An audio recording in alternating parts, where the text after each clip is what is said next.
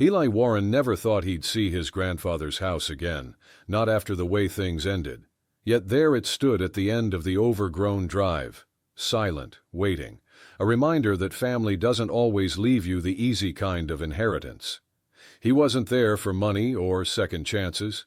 He was there because a man's last wish carries weight, even when his memory doesn't. Mason Warren's will had been brief. Organize the property before sale. Keep what belongs to the family. No apology, no explanation, just duty left in ink. Eli didn't know what that meant anymore, but he knew he couldn't ignore it. The man hadn't been easy to love. Most folks in town had stopped trying long before the end. But beneath all that hard living, Mason had built things that lasted: machines, tools, and grudges. Maybe this house was one of them. Caleb slept in the passenger seat, head turned toward the window, his breath fogging the glass. 9 years old, with no memories of the man they'd come to honor. Eli envied that. He let the truck idle a moment longer before cutting the engine. The quiet that followed felt heavier than the rain. He stepped out, boots landing on wet earth. The porch loomed ahead, sagging under years of neglect. When he was a boy, that porch had been forbidden ground. Mason used to bark orders from it, smoke curling around his words like punctuation. Tools back where they belong, Eli. You don't leave work half done. The old man's voice still echoed in his head sometimes, half judgment, half lesson. Eli lifted the gate latch, the rusted hinge groaning in protest. It sounded like the past arguing against his return. He pushed through anyway. The house wasn't a prize to win or a debt to collect. It was a promise to keep, one he hadn't made but couldn't walk away from. He looked back at the truck, at Caleb rubbing sleep from his eyes. "Come on, buddy," Eli said. "Let's get this started." Inside, the air was thick with dust and quiet. No ghosts, no secrets yet. Just work, waiting to be done. He set the toolbox on the entry table and took a long breath. This wasn't about fixing the house. It was about finishing something that shouldn't be left undone. He found the faded portrait of Mason still hanging crooked in the hallway. The old man's eyes seemed to follow him, unsoftened by time. Eli met the stare and said under his breath, "All right, Grandpa. I'll finish what you started." The words hung there a moment, steady and final. Then he turned to his son, voice low but certain. "We're going to do this right. If you believe some things are worth mending, stick around, subscribe, and see what this house was hiding all along." The next morning came with gray light through broken glass. Eli sat on the edge of the old iron bed, boots still on, staring at the box of family papers he'd dragged upstairs the night before. The rain had stopped, but the quiet felt heavier than the storm. Caleb was still asleep, curled under a blanket too small for the cold. There were no words for what this place stirred, only the uneasy mix of duty and memory that kept him from leaving. He reached into the box and pulled out a stack of photographs bound by a strip of cloth, his parents, aunts he barely remembered. Then a picture of Mason in his workshop, sleeves rolled, face caught mid-smile, a rare thing. Eli turned it over. On the back, in faded pencil, "Warren men finish what they start." He could almost hear Rachel's voice answering that line, soft and sure as always. "You don't have to like where you came from to take care of it." The memory arrived as clear as breath on glass. It had been 2 years earlier, a late night in the hospital when the machines were quiet and the world had narrowed to her hand in his. "Eli," she'd said, "promise me something. Always honor your family, even when it hurts. People forget that love isn't about comfort, it's about remembering." He'd tried to laugh it off then, said Mason wasn't exactly the kind of man who made it easy. But Rachel had only smiled. Maybe not. But deep down, he had a good heart. You just had to be patient enough to see it. Now, sitting in that room, Eli felt the weight of both voices, his grandfather's demand and his wife's mercy, pressing in from opposite sides. Honoring family, that was the job. Not forgiving everything, not rewriting the past, just keeping what mattered from being lost. He stood, stretched his stiff shoulders, and began sorting. One pile for letters, one for photographs, one for tools or trinkets that might belong to cousins scattered across the state. Every object seemed to hum with unfinished business. There were hand-drawn schematics of gears and pumps, receipts for parts ordered from distant towns, notes in the margins too faint to read. Eli labeled and boxed each carefully, speaking low as he worked. "All right, Rachel." One room at a time. Downstairs, floorboards groaned under his boots. The house felt less hostile in daylight, more like a patient watching quietly. He paused in the front hall, looking up at Mason's portrait again. "You were hard on everyone," he said softly, "but you built something worth keeping." By noon, the study was cleared enough to breathe in. Dust motes spun in sunlight over the desk where Mason once worked. Eli wiped the surface clean and stacked the sorted boxes against the wall. It wasn't much, but it was order. The first bit this house had seen in years. He looked toward the door where Caleb's muddy shoes sat drying and whispered, "We're keeping your memory clean, old man." Just like she asked. Eli spread the last of his mail across the kitchen counter, each envelope carrying another reminder that time was running out. The bank, the power company. A final notice from his old landlord with the red stamp that meant there was nothing left to negotiate. He'd shut down the shop a month ago, sold most of his tools, and scraped together enough to get the truck running again. Everything else, every part of the life he and Rachel had built, was gone or boxed up in the back seat. Caleb came in carrying a plastic jug of water from the truck. "Generator's low again," he said. His voice carried a mix of worry and pride. He was trying to help, trying to be older than he should have to be. "I'll get it filled later," Eli said, folding the bills back into the envelope. "We'll stretch what we've got." The upstairs bedroom had become their world. 2 army cots, a lantern, a portable heater that buzzed when it felt like it. The rest of the house was too damp to sleep in. He'd hung a tarp across the doorway to keep the heat from escaping, and every night they read by the small light of the lantern until Caleb's eyes started to close. Mornings began with lists, not dreams, not plans, just steps, 1 room a day. Sort what can be saved. Tag family items for relatives. Keep receipts for everything. Rachel used to call that his engineer brain, the way he made order out of chaos. But this wasn't about fixing cars anymore. It was about fulfilling a promise and keeping his son safe while doing it.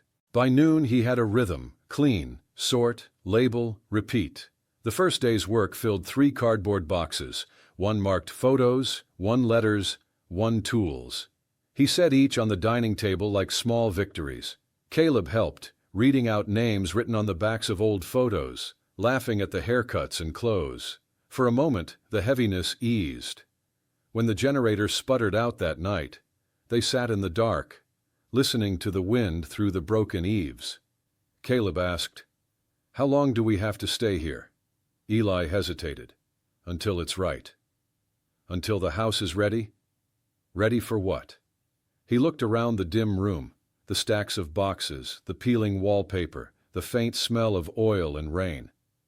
"For peace, maybe." Caleb didn't answer, but his breathing steadied. Within minutes, the boy was asleep. Eli stayed awake, listening to the creaks and sighs of the old structure. He thought of Mason again, how he'd once said that anything worth building took more patience than pride. Maybe that's what this was now, a test of patience, of quiet work done with no applause. He pulled his notebook closer and wrote the next day's plan on a torn piece of paper. Library next. Check drawers, photograph documents, don't lose faith. Then he shut off the lantern and whispered into the dark, "We'll get there, Rachel. 1 room at a time." The bell above the diner door gave a half-hearted ring as Eli stepped inside. Conversation dipped for a second, long enough for everyone to register who'd walked in, then picked up again, louder than before. The same faces he'd known growing up were scattered along the counter, farmers in work jackets, mechanics with grease still under their nails, men who measured each other's worth in calluses and stories. "Look who crawled back from the graveyard," someone muttered near the window. A couple of chuckles followed. Another voice added, "Heard he's living in that haunted museum up on the hill." "Maybe the ghosts pay rent." Eli kept his eyes on the counter. "Morning, Dale," he said quietly. The owner gave a small nod, wiping down a coffee pot. "Mornin', Eli. What'll it be?" "Just a coffee and a bag of nails if you still keep 'em by the register." Dale grunted, poured the coffee, and slid a small paper bag across the counter. "Put it on your tab?" Eli hesitated, then nodded. "Yeah, I'll square up soon." Dale didn't meet his eyes, but his tone softened. "Ain't in a rush. House like that'll eat money faster than you can earn it." From the back booth, a man laughed. "If he's fixing that place, he'll need more than nails." "Maybe an exorcist." More laughter rippled through the room. Eli took his coffee, counted his change anyway, and said nothing. The words didn't sting as much as they used to. They just settled into the same quiet place where all the other judgments lived. Caleb sat at a corner table with a small plate of eggs Dale had given him on the house. The boy glanced up, uneasy. "They don't like us, do they?" Eli forced a small smile. "They don't understand us yet." "That's different. Grandpa lived here, right? Why don't they like him either?" Eli stirred his coffee, searching for an answer that didn't taste like bitterness. He made things that worked, but he didn't always know how to talk to people. Sometimes that's worse than breaking something you can fix. Caleb frowned, trying to make sense of it, then went back to eating. When the plates were cleared, Eli thanked Dale, tucked the nails under his arm, and headed out. The laughter followed him to the door, faint but familiar. He stepped into the cold morning air and let it pass through him. The sky was clearing, a thin strip of sun cutting through cloud. Back at the mansion, he unpacked the nails and went to work reinforcing the porch steps. Each hammer strike rang louder than the last, a rhythm that drowned out the echoes of the diner. Caleb knelt beside him, handing nails one by one. "You think they'll ever stop laughing?" the boy asked. "Maybe," Eli said, driving another nail flush into the wood.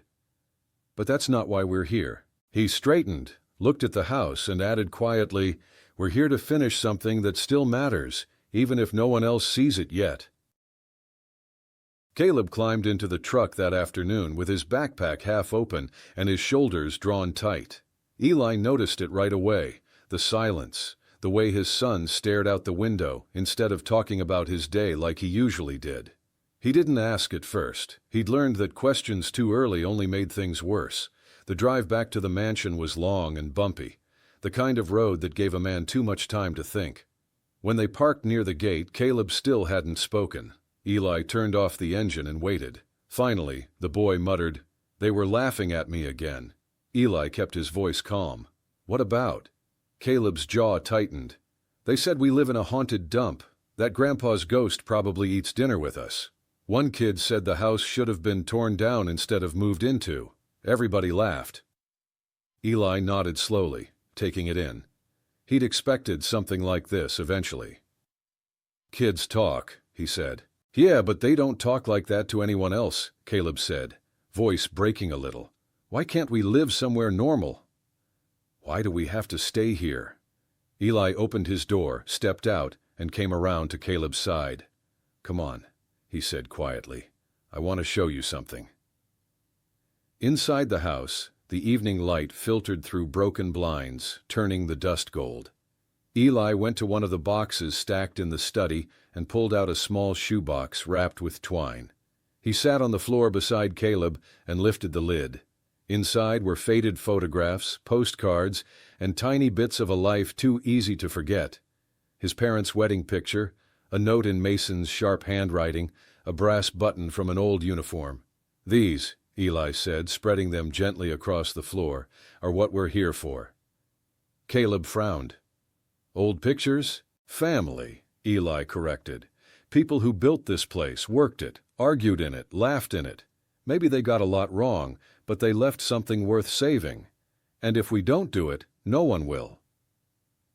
Caleb picked up a photograph of Mason standing by the river with a young woman holding a parasol. "Who's she?" "Your great-grandmother," Eli said. "She died when I was little." Grandpa said she was the only one who could get him to stop working. Caleb studied the photo for a long moment. She looks kind. She was, Eli said, and that kindness runs through you too, whether you feel it right now or not. The boy hesitated, then began gathering the pictures, making a small stack beside him. So, we're here to save these? Eli nodded. That's the job. Not ghosts, not treasure, just what matters. Caleb gave a small smile and started organizing them carefully, his own save pile forming beside Eli's. The laughter from school still lingered in the boy's eyes, but it no longer had the same hold. Outside, the wind picked up, and the house creaked softly, as if it approved. Night settled heavy over the mansion, pressing against the windows like a tide that wouldn't let up. The generator had gone quiet hours ago, leaving the house wrapped in candlelight and the soft rustle of old paper. Eli sat at Mason's desk, sleeves rolled to his elbows, sorting through a mountain of yellowed documents. The flame flickered in the corner of the portrait above him, casting his grandfather's stern face in and out of light. He'd spent the last few nights cleaning this room, sweeping up glass, repairing the chair, restoring order where there hadn't been any for decades. Now the desk looked like a map of the family's past. Receipts, faded photos, invention sketches, and letters written in Mason's unmistakable handwriting. Most of them were blunt, businesslike, the kind that gave nothing away.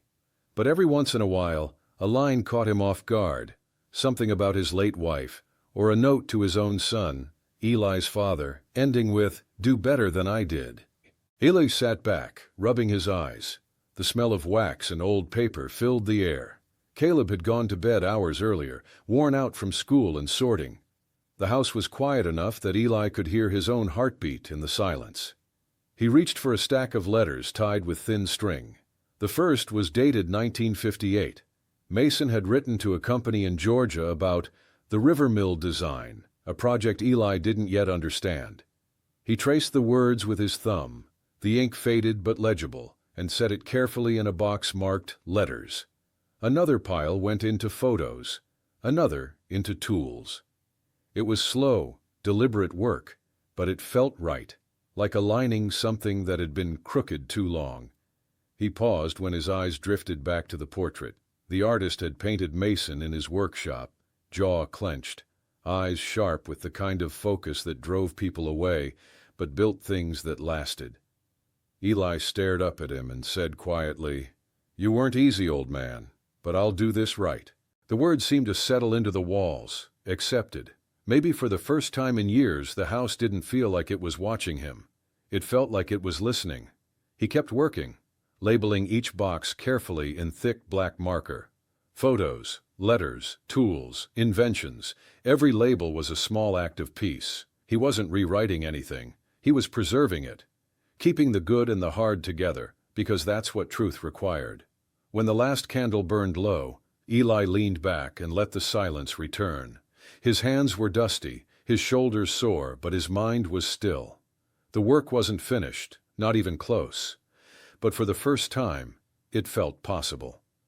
He looked once more at Mason's portrait and said, "You left a mess, but I think you meant well." Then he blew out the candle, the smoke curling into the dark like a promise whispered back. The next afternoon, the rain returned, steady and patient, tapping against the tall windows of the study. Eli worked at the desk again, sorting papers into labeled boxes. The rhythm had become its own kind of comfort. Stack, read, decide, move on. But when he tugged on the bottom drawer, it jammed halfway. He crouched, jiggled the handle, then noticed the grain of the wood didn't quite line up with the frame. A false edge. Mason had built enough secret compartments in his shop that Eli recognized the trick. He fetched a screwdriver from the toolbox and pried gently along the seam until the front panel popped loose with a small gasp of dust. Behind it was a narrow cavity lined with felt, just deep enough for an envelope. He drew it out carefully. The paper was brittle, edges browned, but the handwriting across it stopped him cold. It was Mason's, blocky, deliberate, and in red ink across the front, "Keep within the family." Eli hesitated, thumb tracing the letters. Mason's rules had always been blunt, but this one felt different. Not instruction, plea. He opened the flap and tipped the contents onto the desk. An iron key, small and heavy, engraved with MW 1957, and a folded note. The note was written in a rushed hand. In the heart of the house lies what was denied. Keep it safe until it can be seen for what it is. Eli read it twice, then sat back. The words made no sense, yet they carried the weight of something Mason would never have said out loud, admission mixed with regret. What was denied, he murmured. Denied to who? Caleb came in quietly, barefoot on the old boards. Dad? You talking to yourself again? Eli smiled faintly. Maybe. Found something strange, Caleb climbed up onto the chair beside him, eyes wide at the iron key. Is it for a treasure chest? Probably not that simple, Eli said. But it's something your great-grandfather wanted us to keep, so we'll keep it. He refolded the note and slid it back into the envelope. The key, though, he couldn't bring himself to put it away. It felt solid in his hand, heavier than its size allowed. Mason had owned dozens of locks, safes, and cabinets, but this one was unfamiliar. 1957, before Eli's father was born. Whatever it opened had been hidden a long time. Caleb leaned closer. What does the heart of the house mean? Eli looked around the study. The ticking clock, the tall shelves, the portrait on the wall. Could mean a lot of things. The foundation, the hearth, maybe even the people inside it. So we have to find it, Caleb said, voice brightening. Not tonight, Eli replied, slipping the key into his pocket. For now we do what we came for. We sort, we honor, the rest will show itself. The boy nodded, satisfied enough for the moment. As he left, Eli turned the key over in his hand once more, feeling the ridges press into his palm. He looked up at Mason's portrait and whispered, You left something behind, didn't you? The rain answered with a steady rhythm on the glass, as if the house itself was waiting for him to keep going. Saturday started with the sound of Caleb dragging a broom down the hallway. Eli smiled to himself. He hadn't even asked the boy to help yet. The morning light pushed through the grime on the kitchen windows, making the air look thick with gold dust. For once, the house didn't feel like an opponent. It felt like something tired that wanted to be understood. Eli tied a rag around his hand and started on the cupboards, while Caleb swept the corners. Each door creaked open to reveal layers of other lives. Chipped plates, rusted utensils, and a dozen empty coffee tins Mason had saved, just in case. Caleb opened one and laughed. He kept nails in here. That sounds right, Eli said, stacking what could still be cleaned. Your great-grandpa didn't throw much away. Thought everything could be used again. Even this? Caleb held up a cracked mug with a faded logo. Especially that, Eli said. He believed fixing something was proof you still cared about it.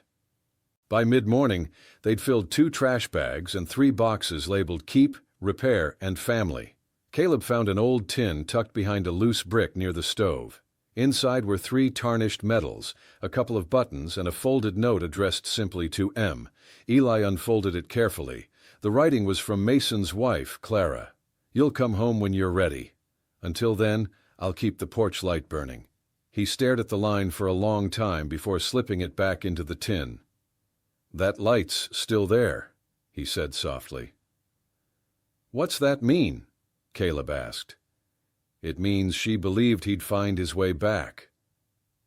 Caleb nodded, though Eli wasn't sure the boy understood yet. Still, he handed the tin to his father, as if it were something sacred. Eli labeled a small tag, Clara Warren, medals, porch note, return to family. In the hallway, the sunlight had shifted, catching on the edges of a picture frame half buried in dust. Eli lifted it and blew across the glass. It was Mason and Clara again, her smile patient, his almost surprised by it. He leaned the photo against the wall and went back to sweeping. Then Caleb called out, Dad, look at this. Eli turned to see him pointing at a tiny ring hanging on a nail beside the doorframe. The gold was dulled with time, but the engraving inside still caught light. C+M, 1924. Wedding ring. Eli said quietly. She must have hung it up when his hands got too rough for metal. He took it down and turned it over once in his palm before placing it gently in a small box marked Family, Return. By afternoon, the kitchen floor was visible again, the hall swept clean. Sunlight stretched long across the boards, soft and warm. Caleb leaned against the wall, breathing hard. "It doesn't feel as creepy anymore," he said. Eli nodded, wiping sweat from his brow. "That's because the house remembers when someone takes care of it." And for the first time since arriving, he felt the walls weren't just watching, they were grateful. Eli found the photograph late that night, while sorting through a stack of brittle folders in the study. The air smelled of dust and lamp oil, and the house had gone quiet enough that he could hear Caleb breathing upstairs. The photo was wedged between tax papers and an old map of the property. He brushed off the grime and held it closer to the light. There was Mason, younger by decades, standing beside a group of city officials in front of the river mill. His shirt sleeves were rolled high, his jaw set, one hand gripping a folder thick with blueprints. The others in the photo looked like they were posing for a victory.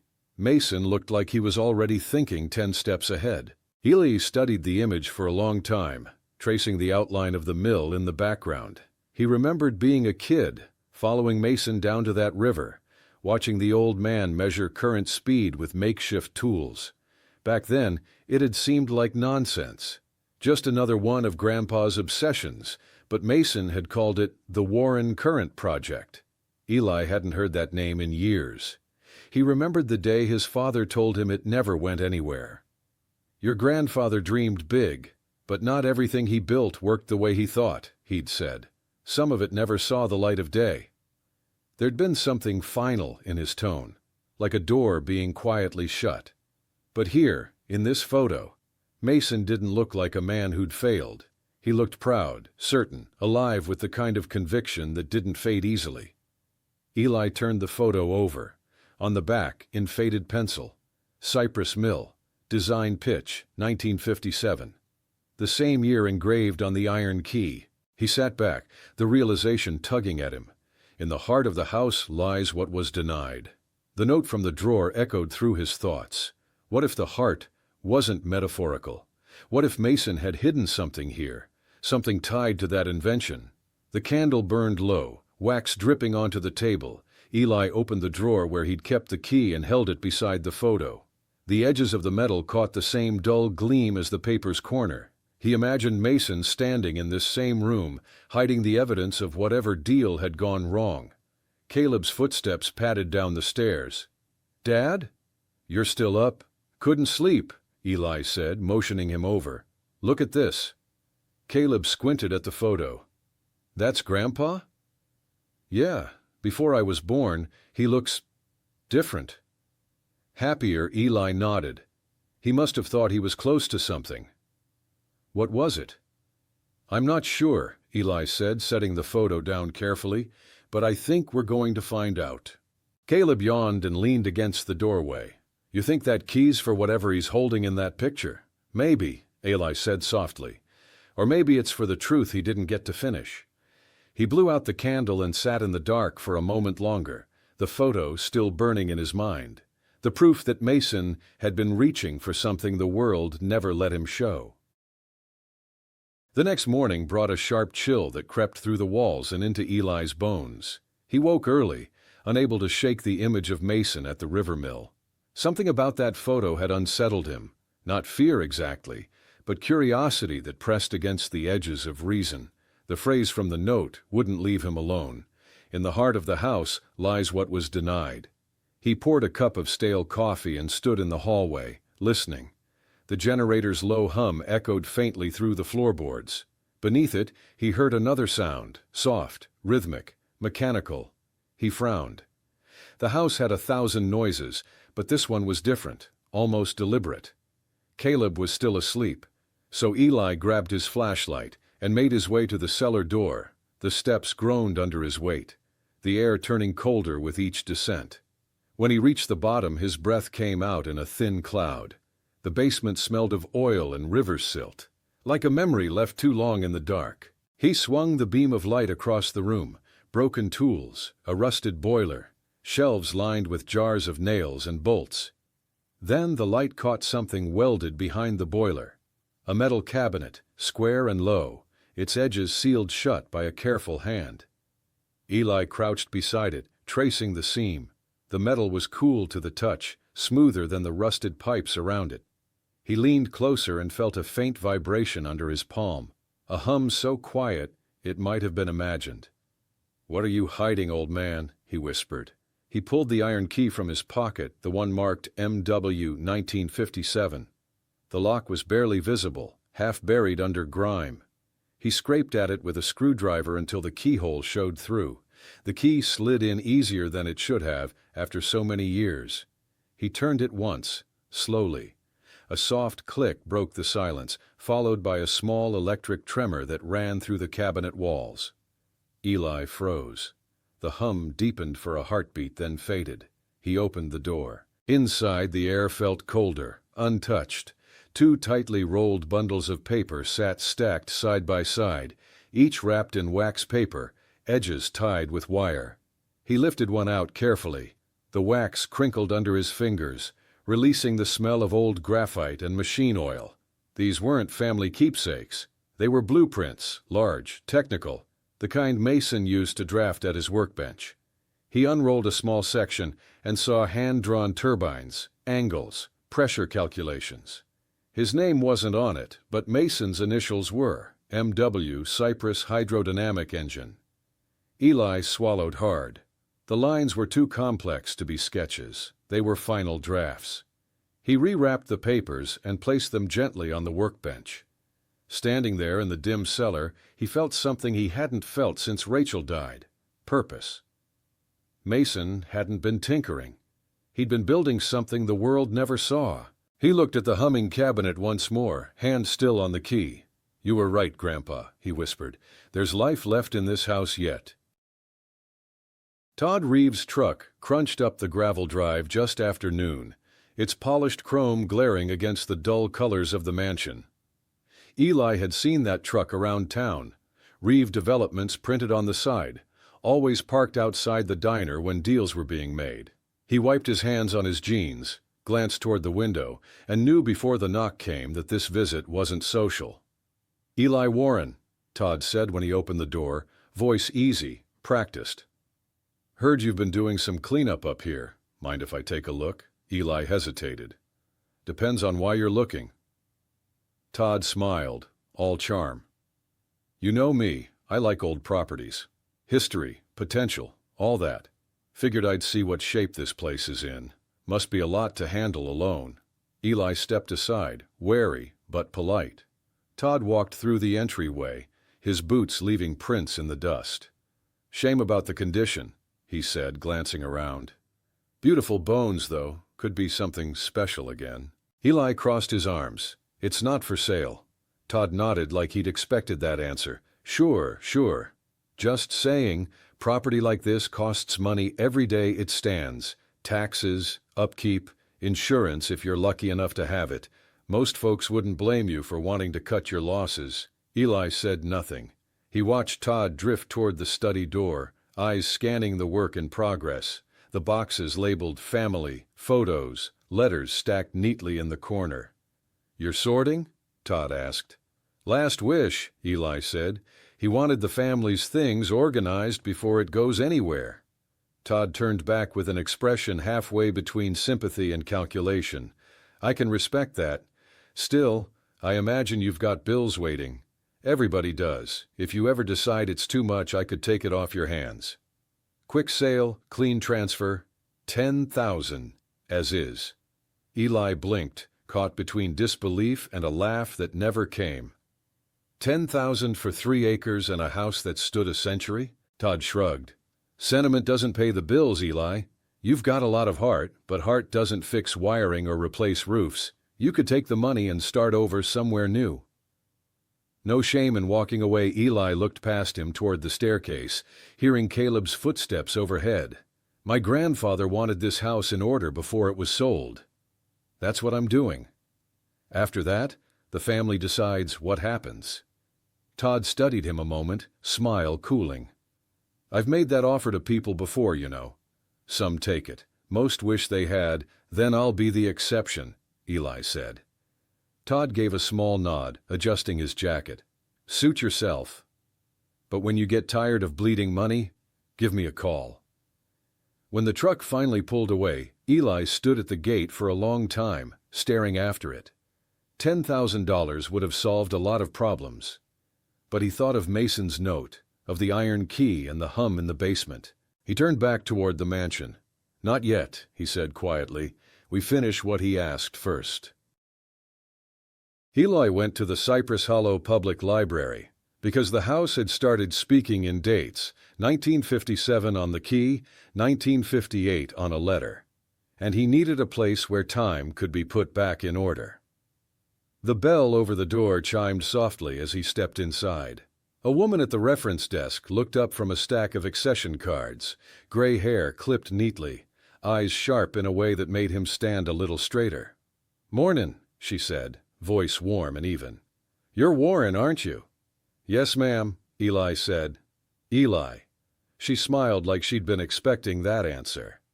"Mara Delaney. I used to keep the town's history when folks still cared to bring it in. Your grandfather visited this desk more than he visited church." Eli shifted, unsure whether to apologize. "I'm trying to make sense of what he left. Dates, receipts, drawings. I don't know what matters."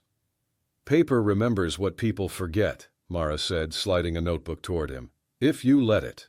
He took a breath he didn't realize he'd been holding. "Then I could use some help." Mara stood, the simple act authoritative. "Bring me the first 10 items you're certain about, and the 10 you're not. We'll sort them the way a river sorts stone. What's heavy will settle where it should." She studied his face a moment. "He wasn't easy, your granddaddy. But he was careful. Careful men leave trails." Eli nodded and returned an hour later with a satchel. He laid the contents on the table. The envelope marked "Keep within the family," the note about the heart of the house, a stack of letters dated in the late 50s, and 3 small ledger pages covered in numbers. Mara put on cotton gloves and began to work. The room seemed to quiet around her. She murmured, reading the first letter. Mason writing to a supplier in Macon about turbine blades. "See this margin?" She pointed to a faint penciled column. "Pressure calculations. That's not shopping, that's designing." She tapped the second page. "And this, Cypress Mill stamped across the top. City officials once talked big about rural electrification. I cataloged their minutes back when my knees didn't argue with me. Your grandfather attended at least 2 of those meetings." Eli leaned in. "You remember him?" "Like a splinter you learn to work around," Mara said gently. "But a splinter of oak, not rot." She arranged the letters chronologically, then turned to the envelope. "Red ink for the title, unusual. He wanted no one to miss it. Keep within the family reads less like pride and more like protection." "Protection from what?" Eli asked. "From being forgotten, most likely." Mara glanced up. "Or from being taken." She dated each document in soft pencil on a sticky flag, her hands steady. "You don't need to guess, Eli. You need a system. Photographs scanned and labeled. Letters sleeved by year. Journals cross-referenced by project. I'll help you build it. I'm retired, but I haven't retired from caring." "You'd do that?" Eli asked, surprised by how quickly gratitude rose in his throat. "I would," Mara said, "because your boy will ask one day, and you'll want to show him instead of explain." Paper remembers what people forget. Eli gathered the sorted stack, feeling the room tilt from confusion toward clarity. "I'm in that house every day," he said. "We're trying to do it right." Mara slipped him a list. "Start with acid-free sleeves and a camera that won't lie. I'll come by in 2 days. Bring gloves and a calm voice. We'll date what can be dated and box what must be kept." "Thank you," Eli said. She smiled. "Thank me when the past sits still long enough for you to see it." By the end of the week, Eli could feel the shift in town without needing to hear a word of it. The looks at the diner lasted a little longer, and conversations that used to quiet when he entered now carried just loud enough to be overheard. Cypress Hollow had never needed facts to start a story, just a name, a silence, and a little imagination. "Warren's digging for gold up there," one man said near the gas pump as Eli filled his truck. "Or maybe ghosts." "Either way, he'll lose his shirt," another replied. "Heard he's selling the family name to some museum lady." Shame, too. Mason'd roll in his grave. Eli tightened the gas cap and said nothing. He had work waiting. At the mansion, the study had become a cross between a museum and a workshop. Every photo was scanned and labeled. Letters were sleeved in clear plastic, tagged by year. The boxes filled the hall like milestones. Photos, letters, inventions, family. He logged each entry in a lined notebook, every page dated and initialed, a quiet defiance against the noise outside. Caleb worked beside him that morning, writing names on envelopes in his careful block letters. "Mrs. Tiller says some kids said we're treasure hunters," he said, glancing up. "Is that bad?" Eli smiled faintly. "Depends what you're hunting for." "Are we?" "We're keeping what's ours safe. That's all. People make up stories when they don't understand the truth." The boy nodded and went back to labeling. Later, Mara arrived with her satchel of archival supplies. "You stirred them up," she said, setting down a box of folders. "Half the town thinks you're hiding fortune. The other half thinks you've lost your mind." "I'm not hiding anything," Eli said. "I'm organizing." He wanted the memories secured before the sale. "I'm just finishing the work." Mara nodded, her eyes kind but weary. "Let them talk." Paper outlives gossip. They spent the afternoon cataloging the last stack of blueprints. Some were water-stained beyond saving, but others were intact. Drawings of turbines, pressure notes, symbols that made sense only to Mason. Mara numbered them carefully while Eli photographed each page for backup. Outside, the wind carried the echo of distant laughter, someone shouting from the road, the sound of a truck horn. Eli looked up. "You hear that?" "I do," Mara said without looking away from her task. "And you'll keep hearing it until you're done proving them wrong. I'm not doing this to prove anything." "I know," she said. "That's why you'll be the one who does." As dusk fell, Caleb brought in sandwiches from the kitchen and set them beside the work table. They ate quietly, surrounded by the neat order of what they'd built. The house no longer felt heavy. It felt expectant. Eli closed the notebook for the day, running his fingers over the worn cover. "Let them say what they want," he said. "We're not here for them." Mara packed her gloves, smiling slightly. "No," she said. "You're here for everyone who came before." When she left, the night outside seemed lighter than usual. Eli looked at the rows of boxes, at his son asleep in the chair, and whispered to the house, "We're almost there. Just keep steady." The sound of glass breaking woke Eli before dawn. It wasn't loud, a quick, sharp crack followed by the whisper of cold air. But it was enough.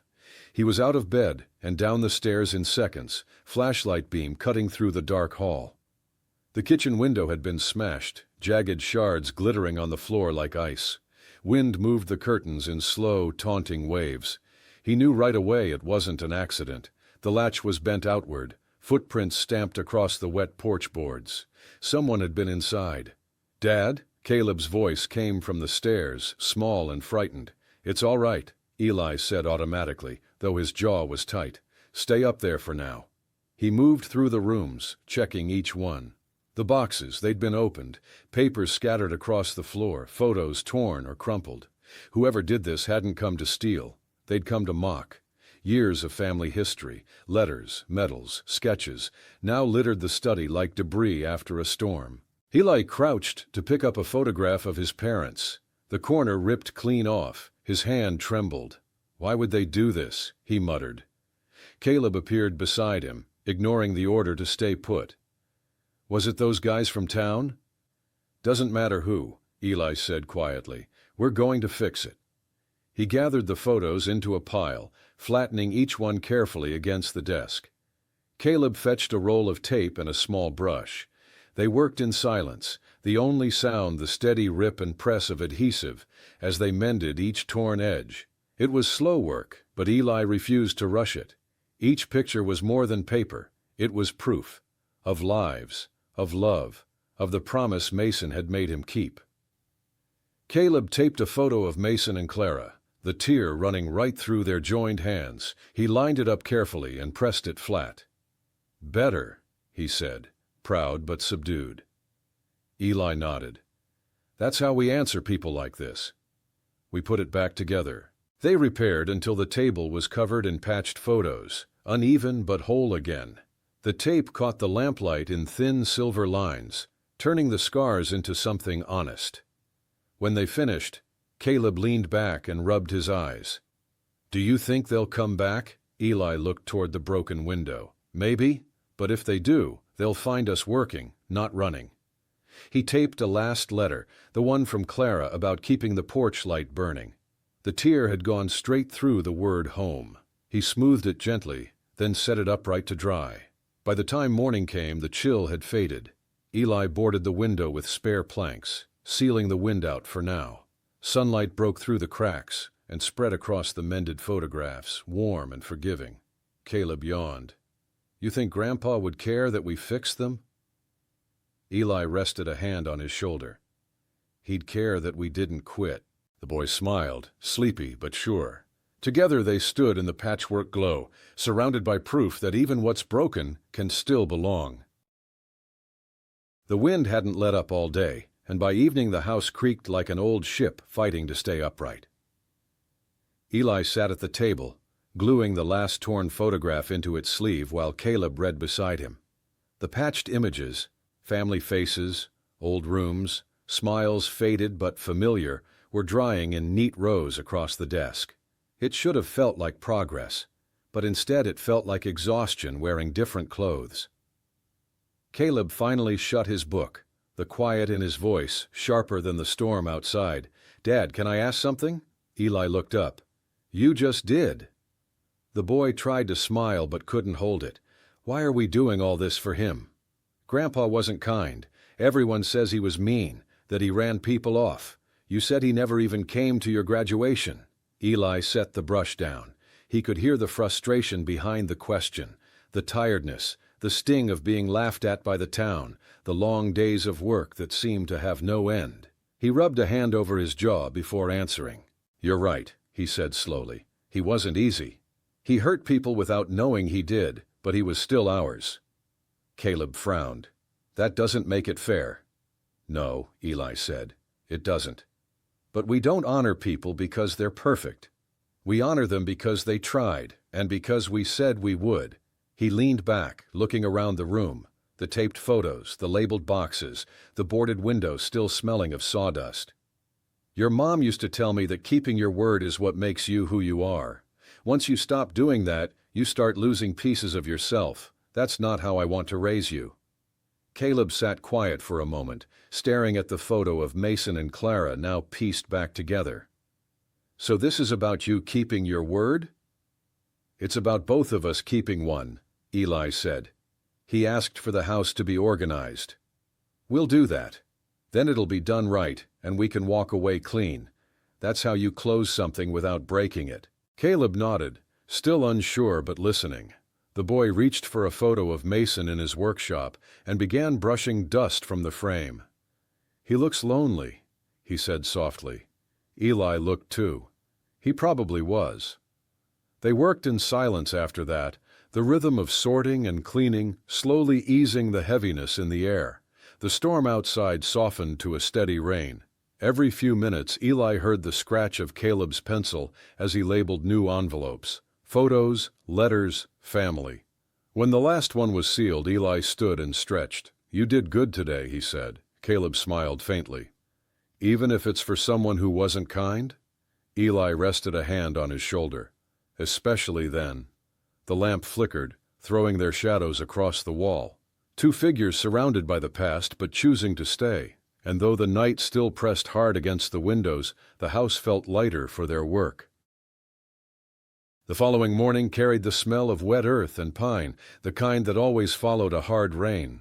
Eli stepped out onto the porch with a mug of black coffee and stood in the quiet.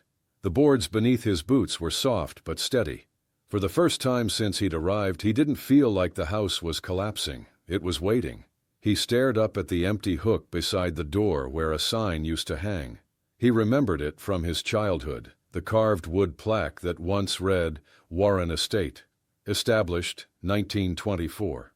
Mason had taken it down years ago after a storm cracked it in half, muttering that there was no point in keeping names on things that no longer stood for much. But Eli had found both pieces last night in the shed, wrapped in an oilcloth, tucked behind a crate of broken hinges. He'd cleaned them until the letters showed through again, faded but proud. Caleb came out, rubbing sleep from his eyes. "What are you doing, Dad?" Eli held up the sign, "Restoring the front of the house." "Why?" "Because it deserves its name back." He set his coffee down and got to work. The porch light had been dead for years, its glass cracked, the wire corroded. Eli took it apart carefully, cleaning each piece, replacing the socket with one he'd brought from town. When he flipped the switch, nothing happened. He sighed, wiped his hands on his jeans and traced the wiring through the wall until he found the problem, an old connection cut loose near the baseboard. He repaired it, tightened the last screw, and tried again. This time the bulb flared to life, weak at first, then steady. It cast a warm circle across the doorway, turning the peeling paint into something almost graceful. Caleb grinned. "You fixed it." Eli smiled back, a rare, unguarded expression. "Guess so." He climbed the stepladder and rehung the wooden sign above the porch. The screws bit into the wood with satisfying resistance, like the house was accepting it again. When he stepped back, the name caught the morning light. Warren Estate, established 1924. The words looked smaller now, but stronger for their scars. Caleb stood beside him, squinting at the glow. "Think Grandpa would like it?" Eli didn't answer right away. He watched the way the light softened the house's rough edges, how it touched the repaired window frames, the mended porch rail. "I think he'd say it's about time," he said finally. They spent the rest of the morning sweeping the porch and clearing the walkway, pushing back years of neglect one board at a time. By noon, sunlight stretched all the way to the front steps. A truck slowed on the road, someone looking, probably judging, but Eli didn't care. Let them see. Let them wonder why the old mansion was starting to look alive again. As they packed up the tools, Eli rested a hand on the post beside the door, the new light humming faintly above them. "We're not done," he said, "but we're standing taller." Caleb nodded, smiling up at the glowing bulb. "Feels like home now." Eli looked at the sign once more, the family name steady against the wood. "It should," he said. "It finally earned the light back." The next afternoon, the study smelled faintly of ink and old dust as Mara spread Mason's journals across the desk. Eli stood beside her, the wax paper blueprints laid open between them. The light through the tall window fell across the pages, catching the fine pencil marks, the neat numbers that marched down each margin like soldiers. Mara adjusted her glasses. "He wasn't doodling," she said. "He was solving." Eli nodded, tracing a line with his finger. The drawing showed a cross-section of the river bend behind the mansion. Mason had labeled every part, the intake pipe, turbine housing, discharge channel. It was more than a sketch, it was a full system. "This matches the basement plans," Eli murmured. "The one marked Cypress hydrodynamic engine." Mara flipped through another journal, dated 1956. "Here, test flow steady, current reliable, output constant." He was building a generator that didn't depend on the river's strength. It stored pressure from slow current and released it evenly. That's decades ahead of his time. Eli let out a low whistle. "And nobody knew." "Oh, I imagine a few did," Mara said. "But the town wasn't kind to dreamers, especially ones who didn't flatter the right people." He smiled faintly. "That sounds like him." They worked in silence for a while, piecing together the fragments.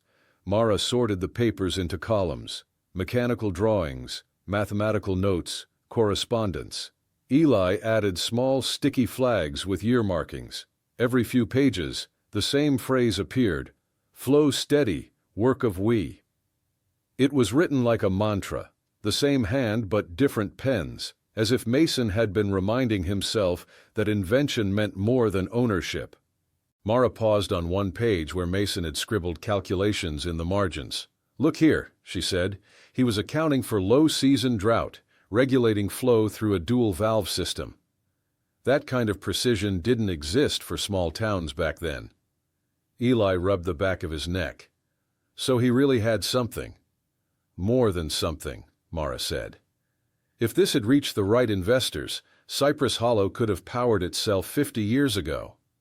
She looked up, her voice softening. He wasn't chasing money, Eli. He was trying to give the town light. Eli didn't speak for a moment. The hum of the repaired porch bulb drifted faintly from outside, a small echo of what Mason might have imagined on a larger scale. He was mocked for it, Eli said quietly. Ran himself into debt, lost friends, all because nobody believed it would work. Mara closed the final journal and folded her hands. The pattern's here. The house, the river, these notes, they're all part of one design. You found what he meant by the heart of the house. The current runs under your feet. He built the foundations right into this place. Eli stared at the blueprints, the river's curve drawn in Mason's sure hand. For the first time, the phrase "in the heart of the house lies what was denied" made sense. The old man hadn't hidden treasure. He'd hidden vision. Eli exhaled slowly, steady as the river outside. He was building hope, he said. Mara smiled, closing the journal with care. And now, you're the one bringing it back to life. The rain started before dusk and didn't stop. By nightfall, thunder rolled over Cypress Hollow like a drum beat, and water slammed against the old mansion's windows. Eli had been sealing cracks in the study when he heard the first sound of dripping, not from the roof but below. He froze, flashlight in hand, listening. Then came another drip, faster this time. "Caleb," he called, voice steady though his chest tightened. "Grab your boots. We've got trouble downstairs." The air grew colder the deeper they went. The cellar steps were slick, the smell of damp earth already strong. When Eli swung the beam across the floor, his stomach dropped. The water was climbing fast, half an inch deep and spreading. The cabinet that had once hidden Mason's blueprints was half submerged, tilting forward like it might fall. "Dad!" Caleb shouted over the thunder. "The papers!" Eli waded through the rising water, boots sucking at the mud. "Hand me that bucket!" Caleb scrambled down behind him, flashlight clenched in his teeth. Together they started bailing, tossing water out the door in frantic rhythm, but it was no use. The current pushed back with every surge of rain from outside. "The cabinet's going!" Caleb yelled. Eli reached it just in time. The metal door creaked open under the pressure and the bundles inside slid forward. He caught the first roll of wax paper against his chest, water splashing into his face. Another crash of thunder rattled the walls. "Upstairs!" he ordered. "Now!" Caleb grabbed one of the journals from the shelf and held it above his head as he climbed. Eli followed, clutching the blueprints tight, their wax wrapping slick but holding. At the top of the stairs they burst into the kitchen, dripping and out of breath. "Table!" Eli said, clearing space with one sweep of his arm. They spread the papers out, one by one. The wax had saved most of them, though water had crept through the edges of a few. Caleb fetched towels from the drawer, laying them gently beneath each sheet. Lightning flashed through the windows, lighting the room like a camera flash. For a second, Eli saw them both reflected in the glass, father and son, soaked, panting, surrounded by the evidence of a man's unfinished dream. "Are they ruined?" Caleb asked. Eli shook his head, pressing the edges flat. "Not ruined. Just tested." He could feel the tremor in his hands easing as the danger passed. The storm still raged outside, but in here there was order again, familiar, fragile, earned. Caleb set the flashlight upright on the table so its beam shone across the drying papers. Eli looked at him, pride quiet but deep. "You did good, son. You kept the light steady." Caleb smiled, wiping water from his face. "You said it yourself." "We don't quit," Eli nodded. The sound of rain softened to a steady hum on the roof, almost peaceful now. He reached out and smoothed one corner of the blueprint where Mason's initials showed faintly beneath the damp. "He built for the current," Eli murmured. I guess we're just learning how to stand in it." Outside, thunder rolled farther away, and the hum of the river returned, a reminder that the house, like its builders, could survive more than anyone believed. Morning found hairline cracks where the storm had pressed too hard, and Eli followed them like a map. The study smelled of damp brick and ash. He knelt at the hearth, running his fingers along mortar that had bulged overnight. A loosened brick rocked beneath his touch, and the sound it made, hollow, deliberate, stopped him. "Caleb," he called, keeping his voice steady. "Bring me the small pry bar from the toolbox." Caleb hurried in, eyes alert. "You think something's behind there?" he asked. "Only one way to see," Eli said. He worked the bar gently into the seam and eased the brick free. Another followed, and then two more. Cold air spilled out from the cavity, like a held breath finally released. Inside, tucked in the shadowed space, sat a brass lockbox no bigger than a loaf of bread. Its surface was dark with age, but when Eli angled it toward the light, the engraving showed clear. Mason Warren on the first line, and beneath it, "Keep within the family." Caleb whispered. He wrote it again. "He meant it," Eli said, lifting the box with both hands. It was heavier than it looked. He set it on the desk where the journals lay drying from the night before. There was no keyhole, just a sliding latch stiff with corrosion. Eli pressed his thumb against it and felt it resist, then give with a reluctant click. The lid lifted an inch, releasing a thin breath of oil and old paper. Caleb leaned in. "Careful," he said, as if the past could startle. "I'm trying," Eli replied, easing the lid open. Inside, bundles lay in precise order, letters sealed with brittle wax, a stack of folded documents bound by twine, and 3 small notebooks in Mason's cramped hand. A brass plate rested on top like a heading. Eli turned it over and read aloud. "Property records, machinery, and design notes. To be held by family custodian until needed." Caleb's eyes widened. "What's a custodian?" "Someone who keeps watch," Eli said quietly. "Someone who doesn't let it get lost." He unwrapped the first bundle. Signed letters slipped free, correspondence with suppliers, requests for parts, replies from a mill foreman in 1957. Each signature was firm, unshaken. Eli traced the ink with a fingertip and set them in a careful pile. Beneath the letters lay ownership documents, receipts for steel and copper, invoices stamped paid, a deed for a small workshop parcel by the river bend. Every page bore Mason's name, and on several, in the bottom corner, the faint inscription, "Work of We." Caleb pointed. "He wrote that everywhere." "He wanted to remember it," Eli said. He opened the first notebook last. The paper had softened with time, but the pencil marks were clear. Dates, measurements, sketches of a turbine housing. In the front margin, in smaller letters than the rest, Mason had written, "If they won't see it, keep it safe. If they do, stand beside it." Eli let out a breath he hadn't realized he was holding. Caleb watched his face. "Is it good?" he asked. "It's honest," Eli said, "and it's ours to keep right." They replaced the lid, not to hide it again, but to honor its order. Eli slid the empty bricks onto the desk and looked into the hearth's hollow, thinking of the phrase that had started this. "In the heart of the house lies what was denied." The heart had spoken at last, not with treasure, but with testimony. Caleb touched the box lightly. "What now?" "Now," Eli said, voice steady, "we catalog it. We protect it, and when the time comes, we make sure it's seen." He glanced up at Mason's portrait and added, almost a benediction, "We kept it within the family, old man. We heard you." Eli didn't see the newspaper first. Mara did. She showed up on the porch with the morning fog still clinging to her coat, holding the folded front page like something fragile. "You made the news," she said, voice measured but not unkind. He took it, half expecting a small notice about the restoration work. Instead, bold across the top, "Single dad claims mansion hides lost invention." Beneath it, a photo of the house, light shining from the porch like a challenge. The article leaned more on rumor than truth, unverified claims, family lore, possible discovery. It quoted no one directly, just enough speculation to make people curious. By noon, the hum of engines drifted up the long drive. Cars idled near the gate, some stopping long enough for passengers to snap photos through open windows. Others lingered, headlights cutting through the trees as if the mansion might reveal its secrets at any moment. Caleb watched from the upstairs window, his voice uneasy. "Are we in trouble?"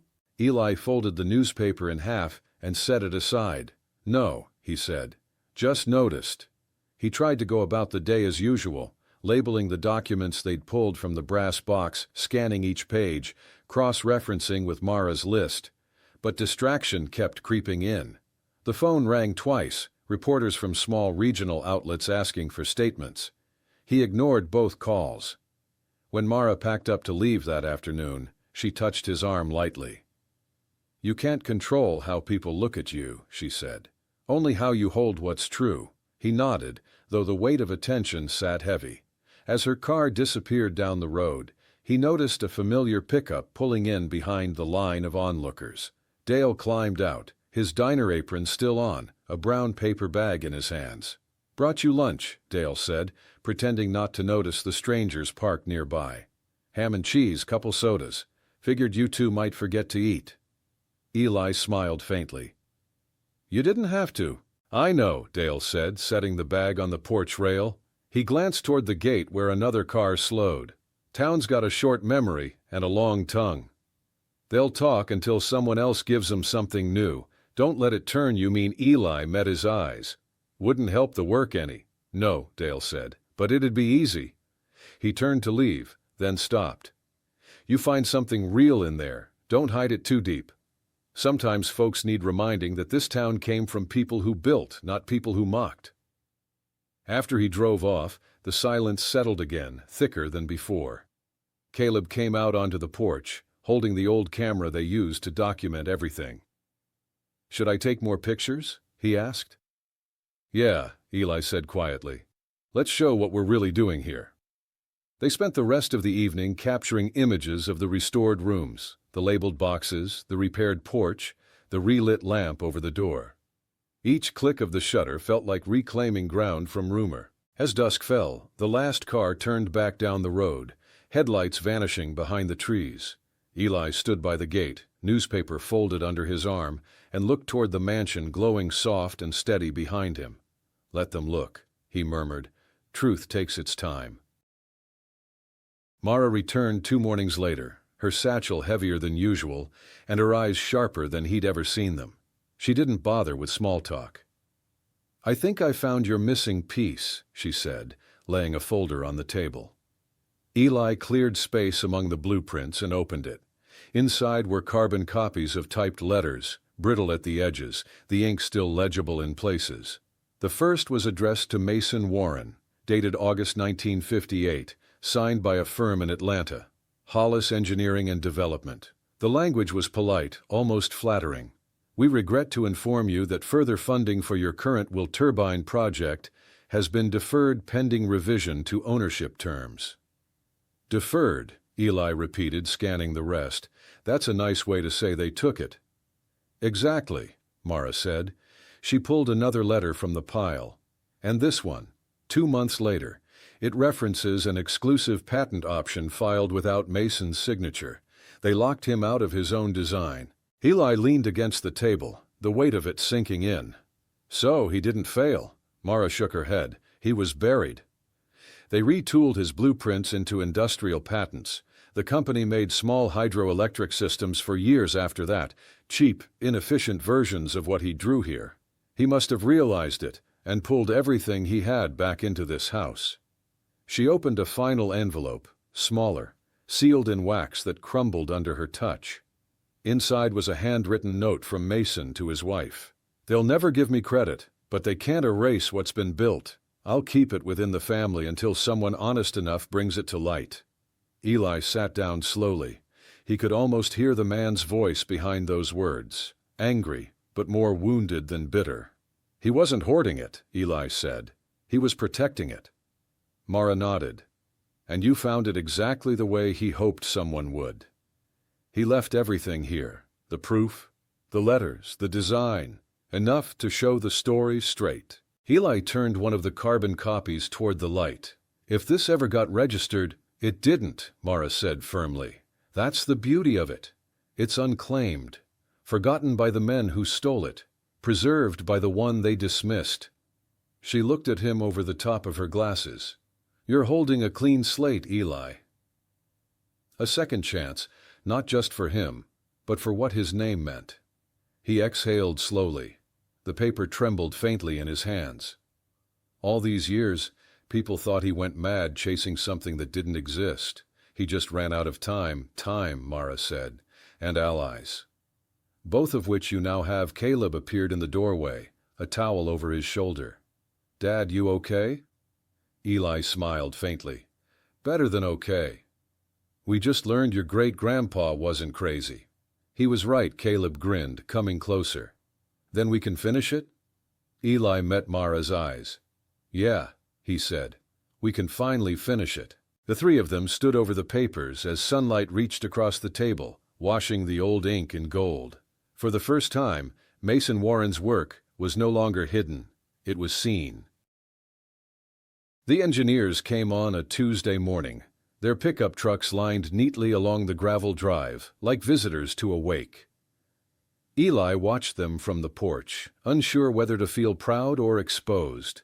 Mara stood beside him, her notebook under one arm. Don't look so nervous, she said. Truth doesn't need defending. It just needs showing. They filed into the study, 3 men and 1 woman, all young but serious, their jackets damp from the mist. The woman introduced herself first. Dr. Elaine Foster, Renewable Systems Consultant. These are my associates from the Regional Hydro Board. We received your call about the Warren journals. Eli nodded. They're here. Everything's as we found it. He led them to the long table where the documents lay.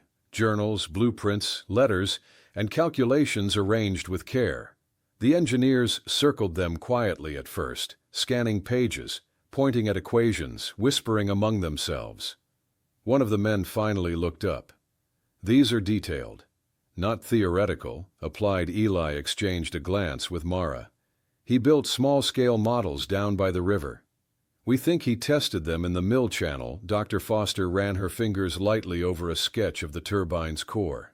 This is extraordinary. He wasn't just thinking about power generation. He was thinking about stability. This design stores energy from low flow and releases it steadily. It's the same principle we use now for micro-hydro grids. So it works? Eli asked. It more than works, she said, eyes brightening. It anticipates techniques we didn't formalize until the early 90s. And you're telling me these were drawn in the 50s? Every dated page says so, Mara replied, showing her cataloged list. The handwriting, the paper stock, all verified. The youngest engineer flipped through one of the journals and whistled under his breath. He mapped torque output to seasonal flow rates. I've never seen data like this from that era. Eli tried to take it in, the words washing over him like the hum in the cellar all over again. For years, Mason had been a ghost story in this town, a man who wasted his life chasing impossible dreams. Now, strangers with degrees and clipboards were calling him visionary. Dr. Foster looked up from her notes. Mr. Warren, this design could be replicated today. Scaled even. It's efficient, sustainable, and most importantly, it's entirely original. If these documents are as authentic as they appear, your grandfather was sitting on something of real significance, both historically and practically. Eli swallowed hard. You're sure? She smiled. Absolutely. You have the first documented example of micro-hydrodynamic energy storage. It's not a myth, it's engineering. Mara closed her notebook gently. Paper remembers what people forget, she said softly. The engineers took photographs, measurements, and copies of a few non-fragile pages. Before they left, Dr. Foster shook Eli's hand firmly. Preserve everything exactly as it is. Don't sell or move it until a patent historian reviews it. This isn't just a family story anymore. It's part of American engineering history. As their trucks disappeared down the road, Eli stood on the porch, the wind tugging at his jacket. Caleb joined him, eyes bright. So, Grandpa really did it? Eli nodded, voice low but certain. He did, and now the world knows. 2 weeks later, the kitchen table had become a war room of papers, laptops, and coffee cups. The engineers had sent their full report, thick as a novel, and with it, an estimate that made Eli set the page down and stare out the window for a long time. $33 million. That's what they said the licensing and renewable deployment rights for Mason's design could be worth. Caleb sat at the table trying to read the numbers upside down. Is that how much it's worth? Eli nodded slowly. That's what they say. That's a lot. It is, Eli said, still distant.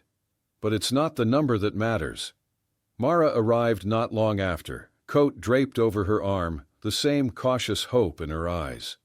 They confirmed it then? He handed her the letter. They did. They're calling it a rediscovered prototype for modern microhydro systems. They want to buy the rights outright. Mara read through the lines, lips tightening. They'll offer you the money, Eli, but they'll want the story too. If you sell it as is, the name disappears. The invention becomes theirs. Eli nodded. I figured. I called Dr. Foster this morning, told her I'd consider a partnership, but the Warren name stays attached, on the patents, on the foundation documents, on every schematic. No exceptions. Mara smiled faintly. That's the right call. Not greed, stewardship. Eli poured 2 cups of coffee and sat across from her. Rachel used to say a name isn't just who you are, it's who you answer to. Mason made mistakes, but he was trying to do something good. If we sell it, it should still mean that. Caleb piped up, proud. You're keeping it in the family, just like he said. Eli ruffled the boy's hair. That's the idea. By afternoon, Dr. Foster called back on speakerphone. Mr. Warren, she said, her tone brisk but warm, our board reviewed your request. We're more than willing to respect attribution terms. The design will be registered under the Warren hydrodynamic system. A portion of all licensing proceeds will go toward maintaining the original property and documentation. You and your family retain heritage rights, Eli exhaled, the tension in his shoulders finally loosening. That's good to hear. Good, she said. It's history, Eli. You and your grandfather just bridged 60 years of innovation. When the call ended, silence filled the kitchen for a moment. But it wasn't empty. It was full. The house seemed to breathe again, the old timbers softening with the quiet. Caleb broke it first. So, what do we do now? Eli looked at him, then at Mara. We tell the story right. We make sure people know this started with a man who believed small work could light big places. Mara smiled, her voice low. $33 million of proof. Eli shook his head. No, 33 million reasons to remember what family built, and what we kept. Outside, the porch light flickered on as evening fell, shining steady over the sign that read, Warren Estate, established 1924. The name finally meant what it always should have. By spring, the mansion no longer looked abandoned. The vines had been trimmed back, the porch boards replaced, and through the open windows came the hum of saws, the tap of hammers, and the low rhythm of people working together. The town that once mocked now volunteered. Dale brought planks from his brother's mill, a mason repaired the steps for free, and a group of students from the high school set up tables inside for display cases. The old Warren Estate sign gleamed freshly varnished above the door, its name finally safe from dust and rumor. Inside, the front rooms had transformed into something new, part museum, part workshop, part tribute. The first table held Mason's journals under glass, each page dated and explained with Mara's neat captions. Another display showed the original wax paper blueprints, carefully flattened and lit from beneath, so the pencil marks glowed like veins of silver. Across from them, a half-built prototype turbine sat mounted on a wooden frame. Eli had labeled it Version 1, Community Build. Doesn't feel like a secret anymore, Mara said, standing beside him. Secrets rot, Eli replied. This was meant to run. Caleb hovered nearby, snapping pictures for the website Mara had insisted on. "Dad, look," he said, showing a shot of the prototype catching sunlight through the window. "It looks alive." "It is," Eli said. By noon, people filtered in. Neighbors, tradespeople, old friends who'd once kept their distance. Dale arrived with a cooler and a shy grin. "You'll need sandwiches for this crowd." "Thanks," Eli said, shaking his hand. "Didn't think I'd see the diner crew up here." "Guess we figured it was time," Dale said. "You proved what we forgot, what work looks like when it means something." Eli nodded toward the half-built turbine. "Grab a wrench if you want to be part of it." He meant it. Everyone who came through that day left fingerprints on the project, someone sanding the housing, another wiring the small generator, kids sweeping the floors. Mara sat at the front desk, cataloging each family photo and heirloom before it was returned. Every item had a name tag, a note, a line in Eli's logbook. When a relative came to collect a piece, he'd hand it over with both hands and write down the date. "Record of return," the ledger read at the top. That evening the last visitor left, and the house quieted into a tired kind of peace. The turbine prototype sat finished enough to stand on its own, humming faintly from a low-voltage test. Eli leaned against the doorway, watching the blades turn, slow and steady. Caleb walked up beside him. "You think Grandpa would like this?" Eli smiled. He'd argue about every detail. Then he'd start fixing it himself. Mara closed her ledger with a soft snap. "He'd be proud, Eli. Of you, of the boy, of this house. You brought it full circle." Eli looked around the room, the restored walls, the laughter still hanging in the air, the gentle whir of the turbine. "No," he said quietly. "We all did." Outside, the porch light flickered on at dusk, steady as ever. The Warren name, once a whisper of failure, now glowed above a doorway that welcomed the town back home. It started small, a couple of men from the mill dropping off leftover boards, no charge, a few teenagers from town asking if they could help paint. But by the end of the week, it had turned into something more. Trucks came and went from sunrise to dusk, each carrying something useful: nails, paint, insulation, wire. Eli stopped trying to keep count. For the first time in years, the Warren place wasn't a burden. It was a job shared. The same people who once called it a ghost house now showed up early, sleeves rolled, laughter echoing through the halls. Dale worked the grill out back, flipping burgers for anyone too stubborn to take a lunch break. Mara kept the records, making sure everyone who contributed had their name listed in the project log. Caleb ran from one group to another, handing out water bottles and explaining how his great-grandpa's machine worked. "You know," Dale said between bites, "I used to tell people this house was a lost cause. Guess I'll have to apologize to about half the county." Eli smiled, leaning on the porch rail. "You just did." Mara overheard and chuckled. "Apologies aren't the point." Showing up as Eli nodded. "That's the work of we." The phrase stuck. Someone painted it in chalk above the tool bench, and by the next morning it was everywhere. On coffee cups, on the side of the work trailer, even scrawled across the whiteboard in the kitchen. The work of we. No one said it with irony anymore. It had become the rhythm of what they were doing, rebuilding together, piece by piece. Inside, the mansion began to change in ways no single hand could manage alone. One crew repaired the ceiling plaster, another rewired the old fixtures. A group of carpenters built new shelving for the journals and plans. Even the kids pitched in, cleaning the brass fixtures until they shone. The air buzzed with the sound of tools and the quiet confidence of shared purpose. One afternoon, as the sun filtered through the restored windows, Eli walked the hallway with Caleb at his side. "You remember what it looked like when we got here?" he asked. Caleb grinned. "Like a monster house." Eli laughed. "Yeah, and now?"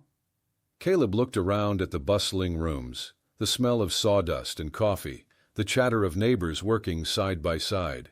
"Now it feels like the heart of town." That night, they held a meal out on the lawn. Folding tables lined the yard, covered in dishes people had brought from home. The prototype turbine sat near the porch, turning slowly under a string of lights. Someone strummed a guitar. Kids chased each other through the grass. Eli stood near the porch steps, looking at faces he'd known all his life. Faces that had once turned away, now lit with something like pride. He wanted light, he said quietly to Mara. I think he got it. Mara smiled, eyes soft. He got the work of we. As dusk settled, Eli flipped on the porch switch. The light glowed steady and golden, shining over the tables and the laughter below. For the first time in decades, the house didn't feel haunted by history. It was alive with it. The house was quiet again, the kind of stillness that comes only after long, honest work. The last of the volunteers had gone home, leaving behind tools stacked neatly by the wall and the faint smell of sawdust and coffee. Eli sat alone in the study, the same room where the first clue had been found months before. The lamp cast a soft pool of light across the desk. The drawer where he'd once discovered Mason's note now held a stack of fresh stationery. He pulled one sheet free, smoothed it flat, and began to write. Rachel, you'd probably laugh if you saw this place now. The roof holds, the lights work, and there's a turbine on the porch that hums like it's part of the heartbeat of this town. I thought about you today when I heard Caleb telling someone that the work of we was his grandpa's dream. He doesn't know it yet, but it was yours too. He paused, tapping the pen against the edge of the desk. The rain started outside, soft this time, nothing like the storm that nearly took the journals. He smiled faintly at the sound. You told me once that honoring family doesn't mean agreeing with them. It means showing up when no one else will. I didn't understand that then. I thought love was about fixing things. Turns out it's about holding them long enough for others to see their worth. That's what this house became, a way to hold what was nearly forgotten.